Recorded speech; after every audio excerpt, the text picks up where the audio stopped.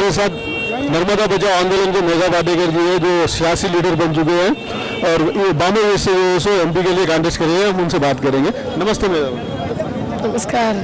आप तो आंदोलन से सियासत में आ गए और खासतौर पर आम आदमी पार्टी में क्यों आए?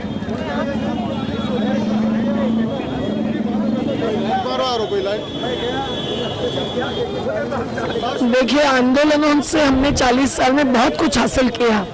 बहुत सारे कानून लाने के लिए एक एक पार्टी को मजबूर किया, चाहे वो हकर्स के लिए हो, चाहे वो आदिवासियों के लिए हो, किसानों के लिए हो या असंगठित श्रमिकों के लिए हो।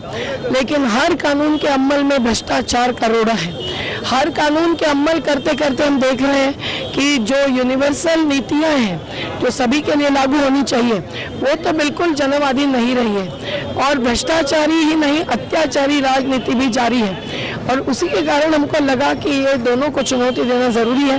अगर मुट्ठी भर क्रोनी कैपिटलिस्ट जिनको कहते हैं, मुट्ठी भर पूंजीपति, मुट्ठी भर बड़े उद्योगपति, उन्हीं के हाथ में देश की अधिकाधिक आय और अधिकाधिक संपत्ति जा रही है, तो हम लोग एक वेलफेयरिज्म के जैसे कानून बनाकर नहीं चलेगा।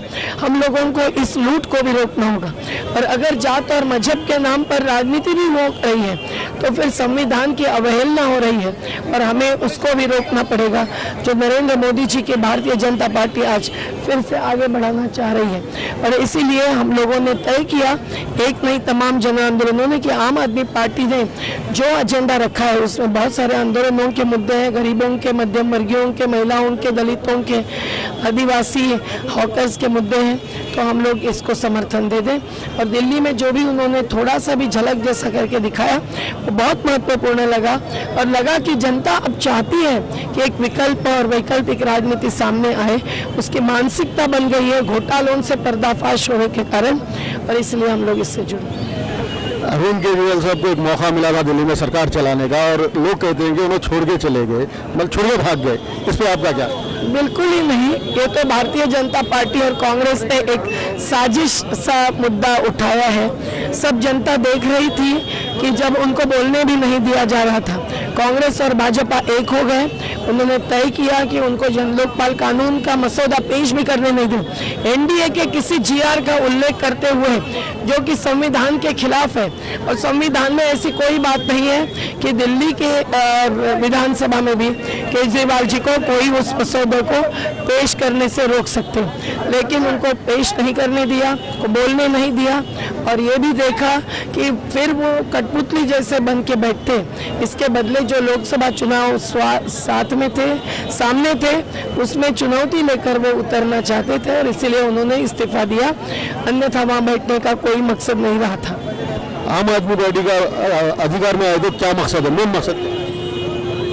एक तो सत्ता लोगों के हाथ में अधिकाधिक लेने के सिवाय अब इन राजनेताओं को सबक सिखाने का दूसरा रास्ता नहीं है, और उसी का नाम है सत्ता का विकेंद्रीकरण, उसी का नाम है स्वराज, जो महात्मा गांधी जी का भी सपना था, जो संविधान में भी लिखी हुई बात है कि हर वार्ड में, हर मोहल्ले में अधिकार होना चाहिए विकास नियोजन का। उसी से जो विवाद है आज विकास के तंत्र मंत्र पर, वो भी छूटेगा। और लोगों की सहभागिता के सिवाय जनतंत्र कहने का मतलब ही क्या है? हमारा ये भी सपना है कि भ्रष्टाचार के विरोध में जन लोकपाल का जो मूल मसौदा था, वो मसौदा, उसके आधार पर जन लोकपाल कानून हर राज्य में आना चाहिए, जो आज गुजरात में भी नहीं है।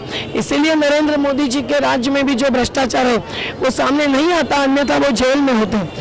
रोजगार गारंटी में हो, राशनिंग में हो या और जमीन के घोटाले में हो, जो भ्रष्टाचार है उसके लिए एक स्वतंत्र संरचना चाहिए नीचे से ऊपर तक, ये उसका मसौदा है। हमारे अनुसार शिक्षा का, पूरे समान शिक्षा का, गुणवत्तापूर्ण शिक्षा का प्राथमिकता के साथ आगे बढ़ना जरूरी है। उसके लिए 6% नहीं 10% तक भी बजट आंकना होगा और रोजगार के नए नए साधन निर्माण करने होंगे।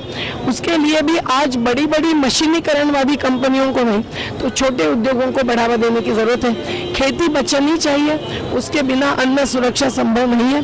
और प्राकृतिक संसाधनों पर पहला अधिकार स्थानिकों का होना चाहिए। बहुत सारे मुद्दे, शहरी गरीबों के गृह निर्माण के लिए और उसके द्वारा सस्ते मकानों की योजना नहीं होगी तो आज हैदराबाद की बस्ती बस्ती में हमें महिलाएं कह रही थी कि हम घर न होने के कारण जीना संभव नहीं है। आज हैदराबाद के तमाम मध्यम वर्गीयों के बच्चे भी उच्च शिक्षा सहजता से नहीं पार पड़ते क्योंकि शिक्षा महंगी हो गई है। महंगाई में शिक्षा को भी जोड़ देने वाली राजनीति है, उनकी अपनी संस्था है, उनका निजीकरण है, व्यापारीकरण है और रोजगार की जरूरत महिलाओं को और युवाओं को दोनों को है। उसका पूरा प्लानिंग अलग ही होना चाहिए, विकेंद्रित होना चाहिए। ये आम आदमी की तैयारी है। अन्ना हजारे जी आज हमारे साथ नहीं है, इसकी वजह क्या है? कई लोग ये कहते हैं कि अन्ना हजारे जी बीजेपी को सपोर्ट करने के लिए आए थे लेकिन उल्टा पड़ गया। ये सही है? ऐसा बिल्कुल नहीं है। अन्ना हजारे जी ने दलीय राजनीति में जाना नहीं सोचा है। कुछ कुछ बहुत आग्रह होता है तो वो समर्थन करते भी गए हैं, पर मेरे व्यक्तिगत अक्सर मुखालिफत कर रहे हो। थोड़ा सा उनका रोष है जरूर आम आदमी पार्टी पर और केजरीवाल जी पर, क्योंकि उनको लगा कि उन्हें पूछकर नहीं हुई बात। मुझे लगता है कि उन्होंने इन युवाओं को दूर से भी सही पर आशीर्वाद देना चाहिए और ये समझना चाहिए कि जन आंदोलन जरूरी है। वो मार्ग हमने भी छोड़ा नहीं है, हम वो अपनाते रहेंगे, पर साथ साथ जो युवा ये कोशिश कर रहे हैं उसमें आज सभी बुजुर्ग भी आंदोलनकारी जुड़ गए हैं। तो अन्ना जी ने खुद आंदोलन में ही रहते हुए भी इस राजनीतिक परिवर्तन के आंदोलन को समर्थन दूर से देना चाहिए, पर वो न देने का कारण ये नहीं है कि वो किसी के साथ जुड़े हैं या किसी के द्वारा आए थे, ऐसा बिल्कुल नहीं। उनकी अपनी सोच ही उनको आगे ले जा सकती है। और आप बॉम्बे ईस्ट से कांटेस्ट कर रहे हैं और पूरे इंडिया में क्या सिचुएशन है आम आदमी पार्टी?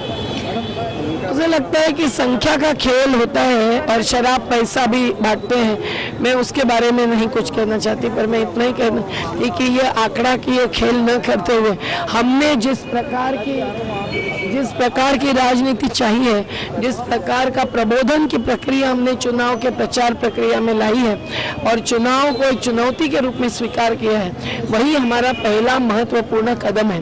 और नॉर्थ ईस्ट मुंबई से हो या अन्य मुंबई के इलाकों से हो, गरीबों ने, अल्पसंख्यकों ने, मुसलमानों ने और मध्यम वर्गीयों में भी जो ईमानदार हैं, उन सब ने हमको बहुत बड़ा साथ दिया है और इसी से हमारी आशा और विश्वास जुड़ गए हैं। सवेरे से आप हैदराबाद में हैं, यहाँ पर क्या महसूस किया आप?